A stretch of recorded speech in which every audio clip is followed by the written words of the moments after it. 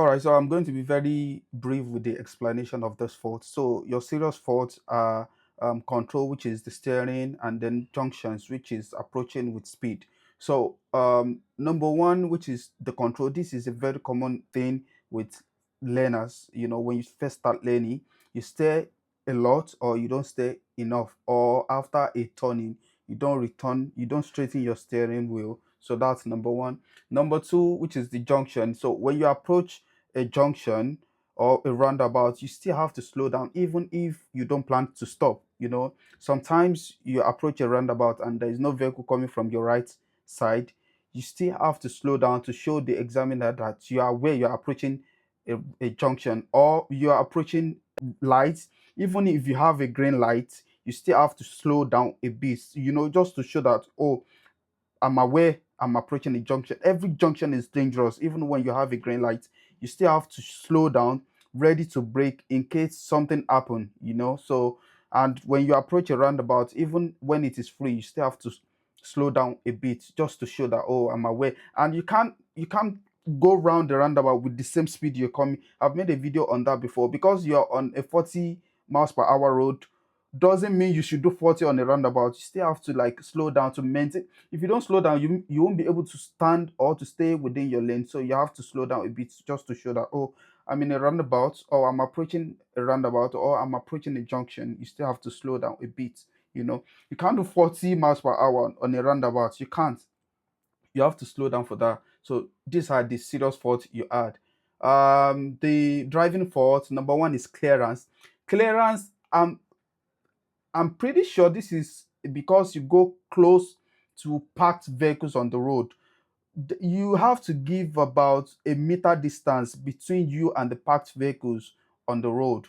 Or when you pass by a bicycle, you have to give at least 1.5 meters or 2 meters. The same thing with maybe horse or animals, you have to give them at least 2 meters. But parked vehicles, you have to give them at least 1 meter distance, and that is the clearance you have.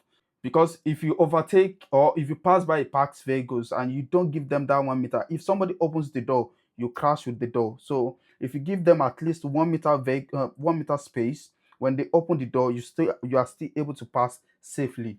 So that's the first driving fault. The second driving fault is the use of speed. This is a very common thing. People don't check their speed on a driving test. Most people, or some people, don't check their speed on a driving test.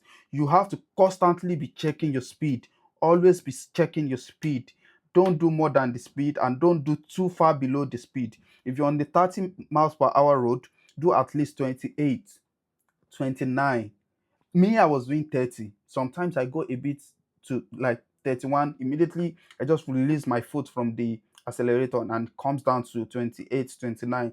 Do close to your speed limit. Don't do far above it, and don't do, in fact, don't do above it, but don't do far below it. If you're on a 30 and you're doing 20, you are going to fail, because you, especially if you are not aware of that, you do it more than once and it's going to cost you your test. So you probably have to fail that test. So you have to always be mindful. And the steering, don't steer too much, don't steer too less. And when you don't steer, when you're done with your turning, you have to straighten. If not, you go and crash with another vehicle or a wall or something. Steering is, because steering is the main driving. You know, if you don't know how to steer, then you can't pass your test, and it's going to be a serious fault. Because if you can't steer, you can't drive. Clearance is you're too close to the car, parked cars, or you overtake too close. Maybe you overtake a cyclist too close, or another vehicle, or anything. When you don't give enough space, you know, you have to study the spaces you have to give between things you pass by, you know. So these are the reasons why you failed the test. So go out there and go pass your test. Also, remember that speed limit is not a target. If the situations or the condition of the road does not allow you to do your speed limit, don't force it. You have this fault because the situation of the road or the condition of the road allowed you to do it, but you did not do it. That's why you had the fault on that. So if the situation of the road does not allow you, don't force it. If, say, there are bumps, or there are potholes, or there is traffic, you can't force the speed limit. Just be aware of that.